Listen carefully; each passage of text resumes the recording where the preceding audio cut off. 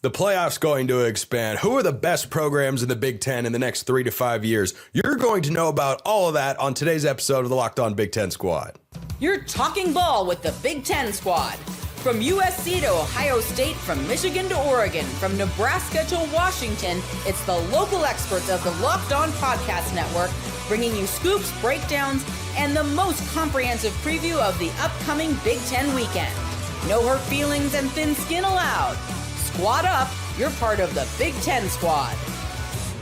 Welcome, everybody, to another episode of the Locked On Big Ten Squad. I'm Spencer McLaughlin hosting today. Zach Seyko of Locked On Nittany Lions is here. I, of course, am neutral arbiter of all things college football. Just ignore that memorabilia you see behind me. Jacob Goins, Locked On Hoosiers, Roman Tomashoff, Locked On Huskies, Ryan Herrings of Locked On Badgers. That is your Big Ten Squad for the day. We're starting, Jacob, you can have this conversation last, but, you know, that's okay. We're starting with who's the best program in the Big Ten. Who are going to be the best programs in the Big Ten? Why don't we keep it at an even 6? There are 18 teams in this Big Ten conference because everything makes sense. So, Zach Seyko, Locked On Nittany Lions, I say to you, top 6 programs in the Big Ten for the next, let's call it 3 to 5 years, 4 on average. You're going where? It's pretty much brand power because there's the transfer portal, there's all these other factors that are going to, it's not just as simple as, oh, in 3 to 5 years, I know how this is going to be. So Ohio State's going to be at the top. Oregon's going to be at the top. Penn State's going to be at the top. I think USC eventually comes back around. I think with Lincoln Riley too. I don't think they're going to make a coaching change. And then that's where, does Michigan get hit with sanctions, right? Is Michigan going to be a powerhouse or be in this top 6?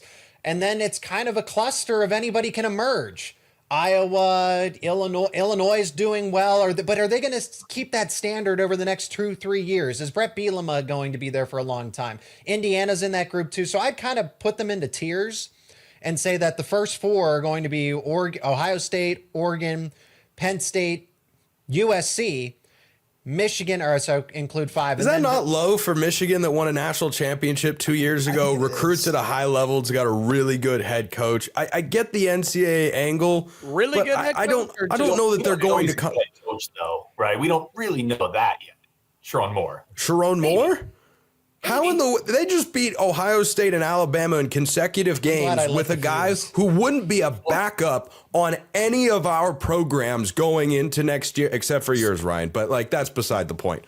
So, I'm saying like it's a very short sample size to say he is a very good head coach. He took over a program that won a national title. Like he should be expected to win some games with a team that literally just won a national title and has 3 NFL first-round picks on the defense. I'm just saying. Let's hold up. Let's see if he's a good head coach. And I think it's funny too because Seyko got to the number 6 spot because I agree with almost everything he said up to that point. But that 6th spot could be a rotation of 6 or 7 teams from the Big Ten. Like he was saying, I mean, Indiana. You mentioned Illinois. I think Wisconsin. Then there, Washington, Michigan State. Yeah, Michigan State too. Can I tell you which teams are not going to be in that group? Purdue, Maryland, Northwestern, UCLA, Rutgers. UCLA is crazy to think about too. The fact that nobody's giving them any chance to be relevant in the next half decade. Well, I mean, what have they done to show that they're capable of being relevant? The head coach that nobody wanted just won a national championship as an offensive coordinator. And then they missed a bowl game, and the guy's never even been a coordinator before. And he's already had to make a coordinator move. And, I mean, it might be a good one, bringing over your guy from Indiana, Jacob. But, I mean, with regards to UCLA, I've been as bullish as anyone on the anti-UCLA train from the moment that all kicked off. I haven't seen anything to change my opinion yet. I agree. I mean, it's just the brand. You would think that with the brand, with the money, you would think coming in and the LA factor, it's warm out there. I mean, they're the number 2 school in their own city.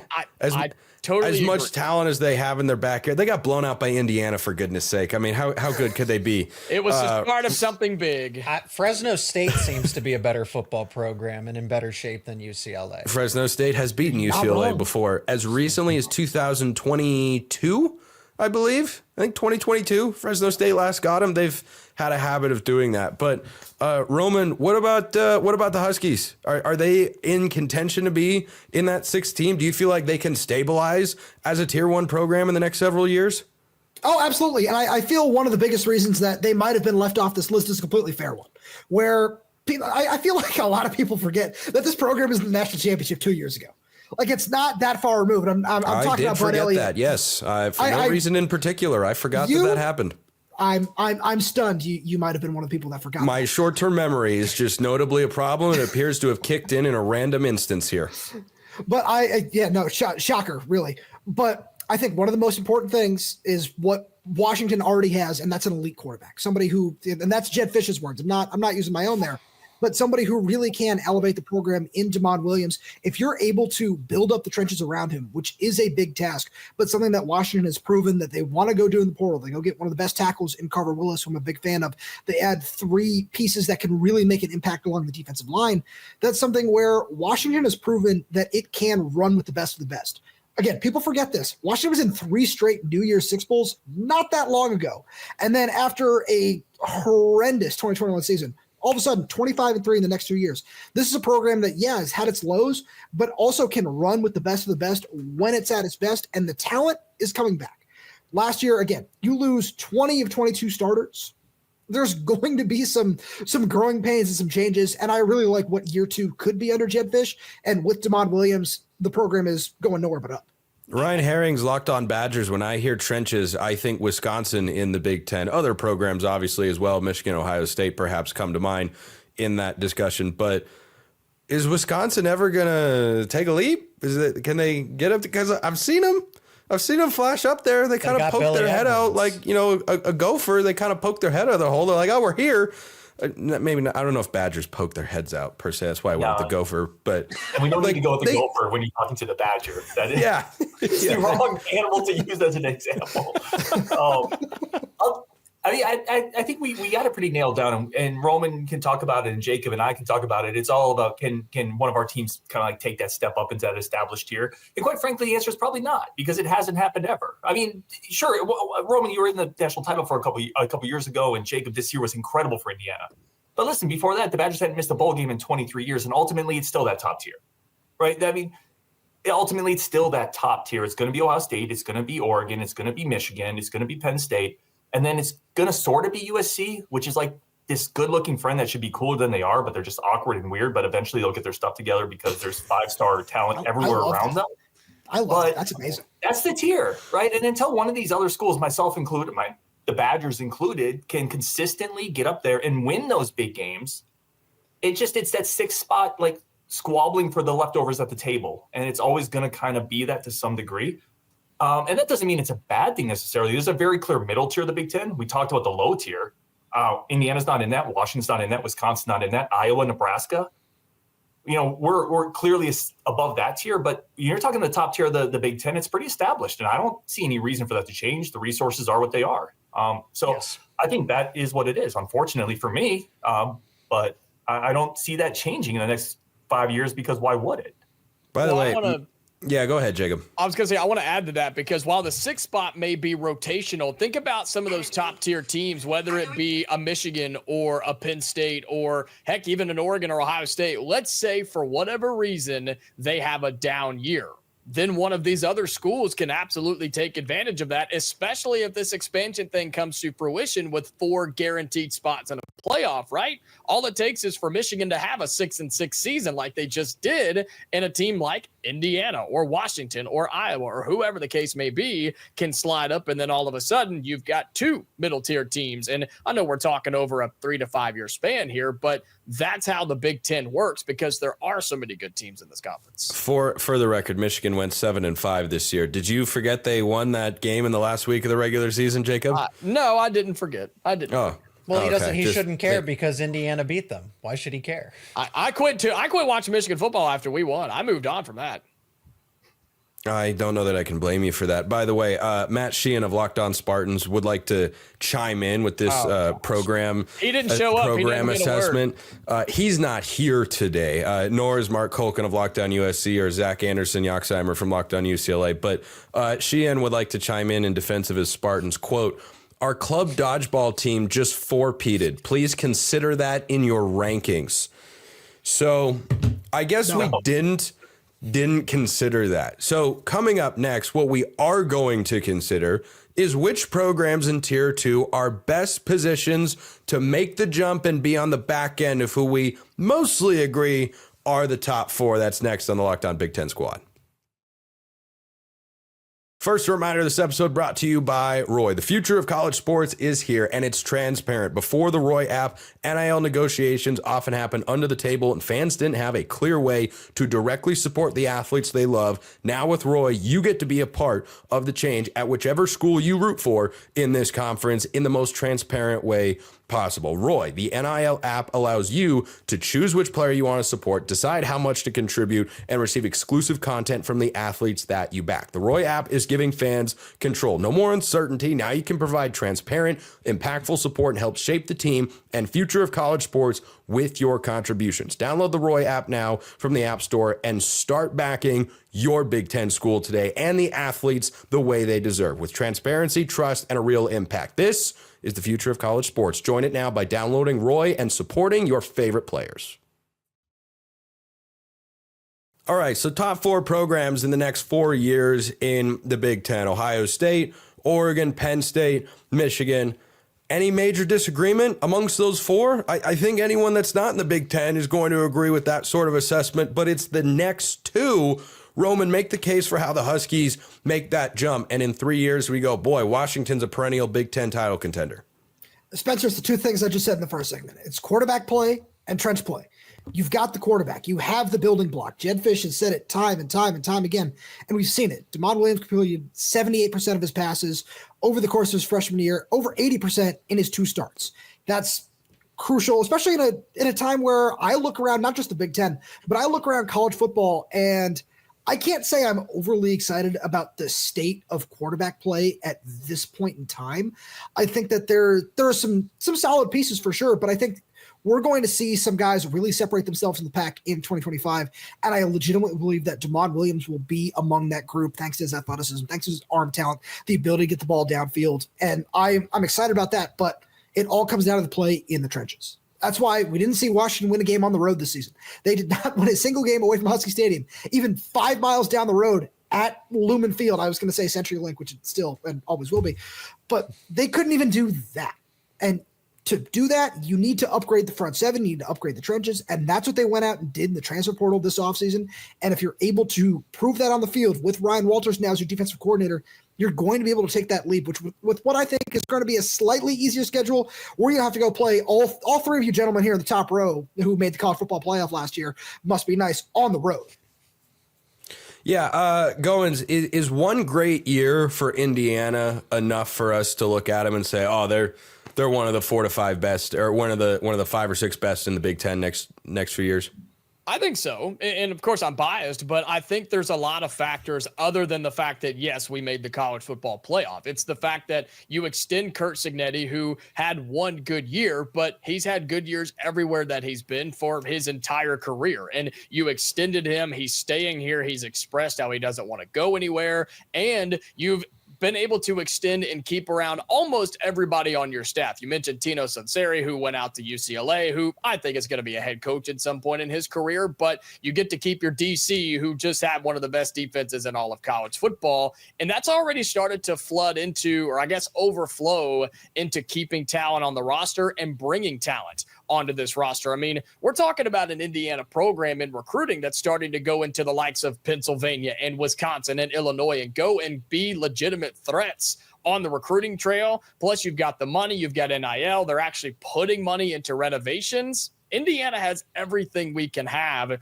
to be a threat. Now you just got to back it up and get wins on the field, because we're not sneaking up on anybody anymore. People will take Indiana seriously, but yeah, I think we have everything we need to be legitimate contenders in the Big Ten.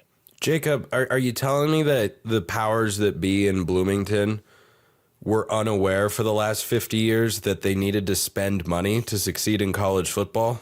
Yes. They're just now coming to that realization. Okay, well, winning will do that. Winning will do that. And if we'd quit paying buyouts on coaches, we'd have a lot more money for football. If we'd quit paying basketball coaches to leave, I mean, we'd be just fine if we could get out of that. Yeah, buyout money is a lucrative business. There's something like $700 million that gets paid every single year to coaches that are not going to coach. But Zach Seyko, James Franklin is coaching. He's going to continue coaching. And despite the rhetoric around him, he's actually pretty good at the coaching thing. Was a field goal game away from the national championship game this past season. So Penn State, I'd put him third behind Ohio State and Oregon next few years. And heck, I'd even be inclined perhaps to put him fourth behind Michigan if you're going with a long-term outlook, barring any, sanctions or whatever could come down from the NCAA on the Wolverines there. But can they jump up? Could they pass Oregon in the next couple of years? I mean, they are investing hundreds of millions of dollars into a stadium renovation. That's what we call chump change in Eugene, pal. They just made Jim Knowles. They just made Jim Knowles the highest paid coordinator in all of college football, and it wasn't even close. So they gave him almost $1 million raise per season. So Penn State's here to stay. Penn State is being financially competitive. NIL's in a much better space. I think they finished 7th in terms of there was a top 10 breakdown of the schools that were financially the most lucrative, and that's everything in terms of total revenue value. And Penn State finished 7th. Now, guess who finished number 1? Ohio State. I think Michigan finished 4th. Jacob, that actually would be a shocker to those in Seattle, Washington. So Penn State is going all in on trying to be competitive in this landscape of college football. They got Drew Aller to return for another season, Nicholas Singleton, Katron Allen, Denai Dennis Sutton, all of these players that could have gone off to the NFL. And there's revenue sharing involved, but they made it worth their while to come back. It's not just about passing. It's the same thing Ohio State did. Ohio State made sure that it paid. It made sure that the players that were with the program, that were veteran players, came back for another season and passed up on NFL contract money. And they're not just going to do that for no NIL at all. So Penn State certainly can be in the top 3. I expect them to at least can I guarantee that they'll be number 1 or number 2 every season over the next 5 years? Probably not, because Ohio State and Oregon exist, and USC and Michigan have the money too. They can. Where I'm surprised is, why is Nebraska struggling so much? Because they are one of the schools that is most financially sound, and we consider them as an afterthought. Why is Nebraska not in this? Well, first of all, Seyko, you should know, if you don't already, Nebraska just made a bowl game for the first time since 2016. I don't know if they had a parade in Lincoln, but they should have been close to doing so after finally getting that monkey off their back, so to speak, whatever that expression means. But I look at Nebraska and they feel kind of old school to me. They feel like they're doing it on a timeline back in 2015 rather than 2025. And I think that's okay. You come in, have a good first year, just short of a bowl game. Take a step forward. I think they'll take another one with a young quarterback. And I think by 2026, going into that season, I think Nebraska could be a top tier team in the Big Ten. Herrings, am I nuts?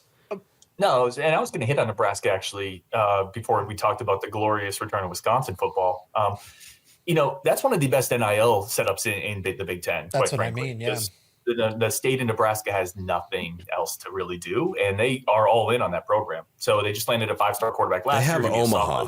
They've got Omaha, man. And stakes are incredible, as we all know on this network. That team should be better. They really should. And it's possible that they're riding that upswing now. Now, Nebraska's schedule last year was poor. Much like a fellow up here on this channel as well, Jacob, I will say that wasn't the strongest schedule either, right? So we got to be careful. Schedules play a big part in this. But yeah, Nebraska should definitely be better. In terms of Wisconsin, I think you just have to look at past success. If you look since 2000, Wisconsin, I think, is second in the Big Ten in wins, right? It's behind essentially Ohio State. I think they are ahead of Michigan, and they are ahead of Penn State. So listen, quality wins matters, right? Big wins matter. But if we're talking about a kind of return to normalcy, I think they're going back to running the ball. And that's been a formula that's been very successful for Wisconsin. So I do think that they can get back into that really good, not quite great range pretty consistently, because that's what they've been for 25 years.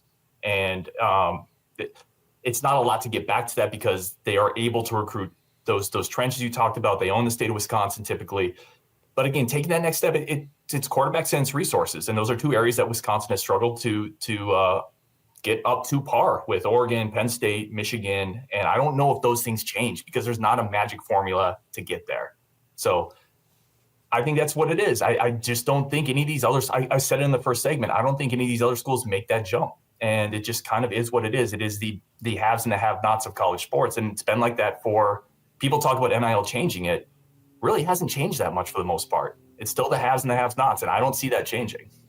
Nebraska, Michigan State, both programs that I look at and go, if you told me in 2 years they're a top team in the Big Ten, top 2 or 3, I wouldn't be completely and totally shocked. Smith is really good. He wanted a place previously at Oregon State back in the old Pac-12, RIP, that is much tougher to win in historically than what you have in East Lansing. But much like what I was just talking about with Nebraska, that might take a little bit of time. I don't think that's going to be, an instant, rapid turnaround and such. Where's Sheehan when you need him? I don't know. He's probably taking care of his kids He's or something. Dodgeball practice. He's at the celebration.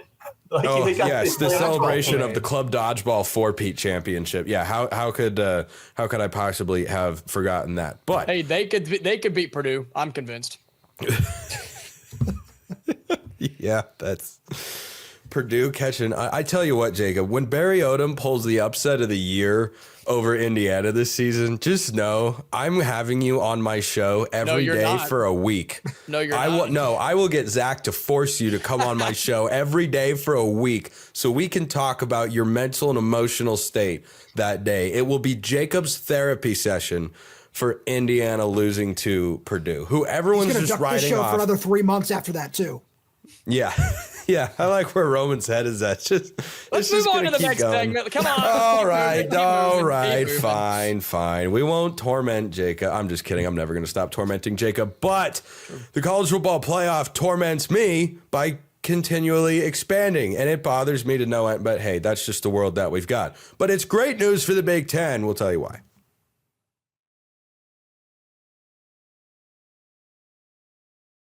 All right, so everybody's good friend over at Yahoo Sports, Ross Dellinger, friend to us all, really, has reported that conversations are taking place this week to expand the playoff beginning in 2026.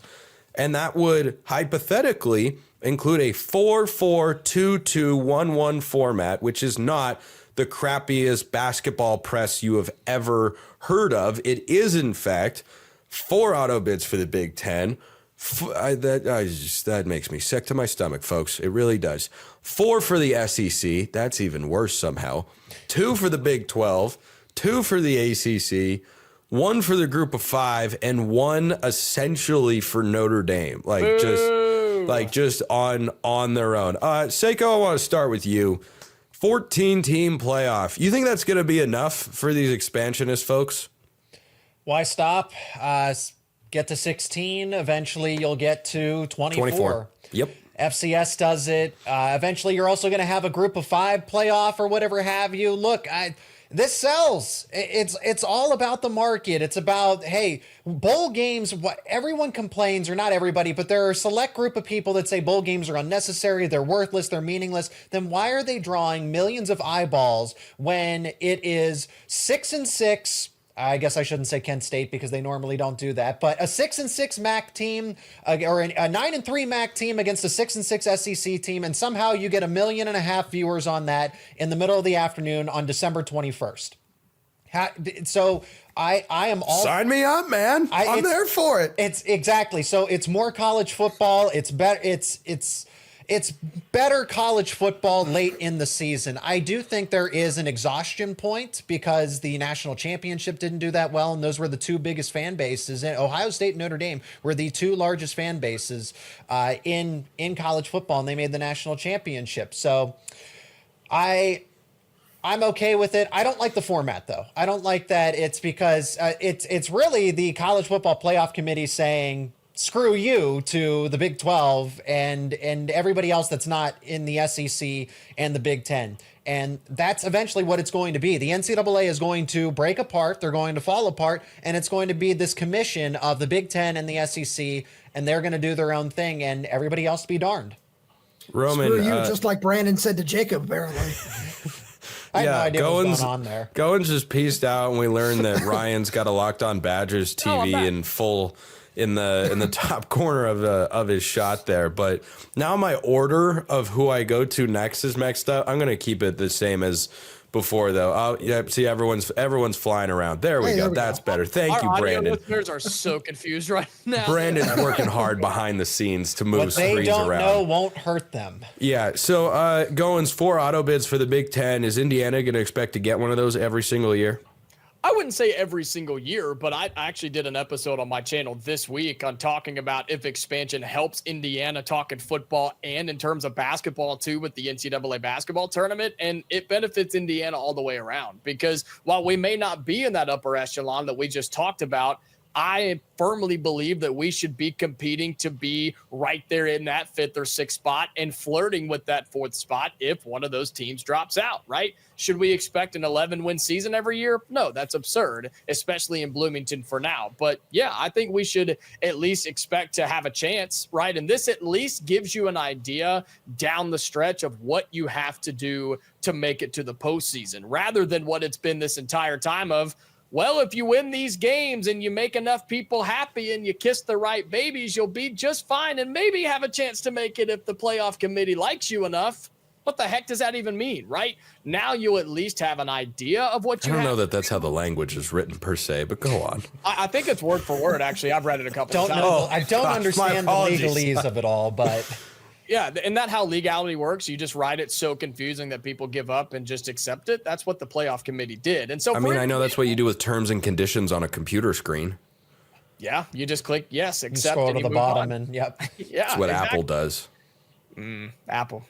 And so for Indiana, yes, this will benefit us. We shouldn't expect to be one of those top 4 every year, but this will allow us, with everything we have going on, plus this new idea of expansion, to have a shot to make it every single year. Yeah, absolutely. Roman, 4 auto bids for the Big Ten and SEC each. Again, this is just reported at the time that we're recording this show. It's not officially, but I mean, if it gets to that point, you're feeling what exactly up there in Seattle? Well, the first thing is I'm feeling excited because that means no more hypotheticals for the SEC. It's time to actually show it on the field. There's no more 1,367-0 in the hypothetical matchups. But I like Jacob, I did the exact same thing, talking about what that could mean for Washington, where, like I talked about a little bit earlier, that Washington made, 3 straight New Year's 6 games in 2016, 2018. And in a format where when Washington is consistently at its best, producing like it can as a top tier program, you could be competing for one of those spots every single season when everything is going right, when you got a consistent coaching staff, which has been, obviously frustrating over the last 5 to 10 seasons up here. But it's one of those things where I'm really happy about what that could be for Washington. And Spencer, I feel like you'd agree with me in this. It's one of the reasons that USC, UCLA, Oregon, and Washington wanted to make this move to the Big Ten, because you can consistently be in that conversation. And, RIP Pac-12, again, you're not doing that in the Pac-12, which is really unfortunate. Like I think personally about 2022, when Washington went 10-2 in the regular season and missed out because of a couple of unfortunate early season losses in the Pac-12 championship, where all of a sudden, if they, things fall a little bit differently, you're playing USC or Utah in that, you're playing USC in that Pac-12 championship game, and things are just a little different now with an expanded playoff, which eventually it's going to get to 16. Let's be real about that. It's going to do nothing but continue to benefit those schools that consistently invest in their programs and stick around at the top year in and year out, and the money is just going to keep going up. That fourth SEC team is going to be 9-3 and get into the playoff because of that automatic bid over somebody that's 11-1 or another 10-2 Big Ten team. Here's what I'm seeing: a 9-3, and this could happen the other way. Well, hold on, Seyko. 10-2 Big Ten would be one of the top 4. Show me a year where a 10-2, maybe there is one and I'm just not remembering it. When has a 10-2 Big Ten team not been one of the top 4 seeds in the conference at the end of the regular season? It could happen now. I think because of the conference expansion, you have 18 teams. That depends on how the schedules fall, right? I mean, depends on who's playing who. Yeah. Not in the past year, but I think when you have 18 teams that are playing different schedules, different non-conference schedules, you're going to have a situation where there might be a 5th place 10-2 team in the Big Ten or the SEC. But you're going to find that, the 4th, it's kind of like the NFL playoffs in a sense, where that 9-7 or that 9-8 division winner ends up getting a home game over the 13-4, the 14-3 Minnesota Vikings.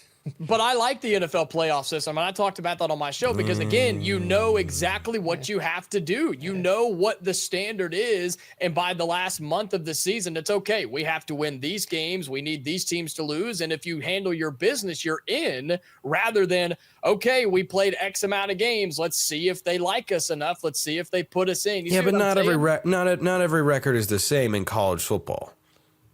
That's why I think it. Yeah, I guess so. I guess it is from a conference, right? In terms of if it's in the Big Ten or if it's in the SEC. It's a good point, I guess. I just like to at least know somewhat of what you have to do other than, win your games and then we'll talk, right? The issue I have with the auto bids, and Herrings, I want to bring you in on this as the most senior member of this group, amazingly. I just, well, in case the audio listeners were wondering if it was all just a bunch of young bucks out here, we got a wily veteran you didn't out have there. To call them out to the audio listeners. By the way, really quick, I'm just picturing these audio listeners now picturing me based on that description. I probably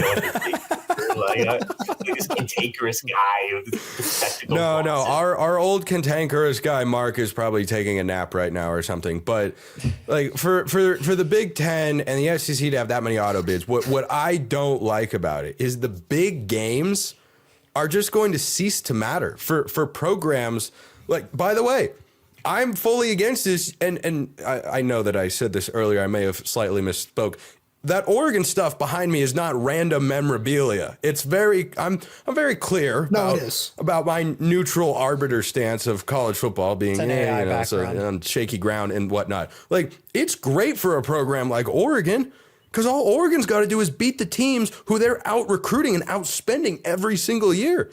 All they have to do is beat them, and they're going to get in. And if you go to the schedule, take this past season. Yeah, they went 12-0, but in another year, if they'd lost to Ohio State, which they easily could have done even in that October 12th game in Eugene, and gone to Michigan and lost when the Wolverines are a better program, they're still going to get in the playoff automatically because all they do is go through and we're outspending you, we got a better roster than you, and just go down the list. So that's what I don't like about it, is the big games in the regular season are now just going to be, it's like the NFL. When Mahomes and Allen go at it on Sunday night, yeah, it's fun. It's great.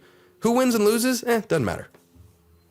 Well, I would just say, though, that you replace those big games in the regular season with big games in the playoffs now. You've just shifted where those games take place in the schedule. Like this was always, and that's fair. Like, that's a very fair perspective. But this was always going to happen when we shifted into this playoff scenario. And once you've done it, then I agree completely with, I think, Jacob or Roman, or maybe even Zach, you said it's going to get to 16. I think you all said it. Eventually, it's going to get there. I just wish it would get there. That's what's going to make the most sense. But this is great for programs like Wisconsin because there's several years, much like Washington, much like Penn State. I mean, Penn State definitely. There were several years where Wisconsin would have been in those types of scenarios, and now they can actually. I would argue this is not good for a school like Oregon, who is really more easily positioned to consistently be in that top 8 group, that top 6 group. This is great for schools like Wisconsin, where now they're going to get an opportunity to play in those moments. This is very much the baseball wild card scenario, where now teams are more engaged, fans are more engaged because your team still has a shot going down the stretch to be in the playoffs.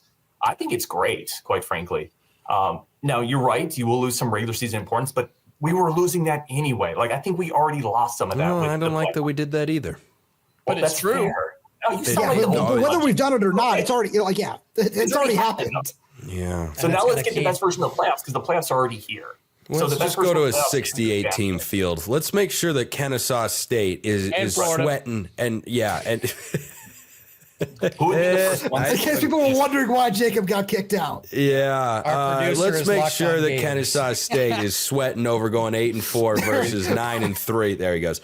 Because we want to make sure they can have access. All right. I think that's enough squatting for this week. Zach Seyko, Locked On Nittany Lions. Ryan Herrings, Locked On Badgers. Jacob Goins, flying around in and out of Locked On Hoosiers. Roman Tomashoff of Locked On Seattle. Is that what it says on on your shirt there? Locked on Seattle. Oh, nice. Go Mariners. Big Mariners fan.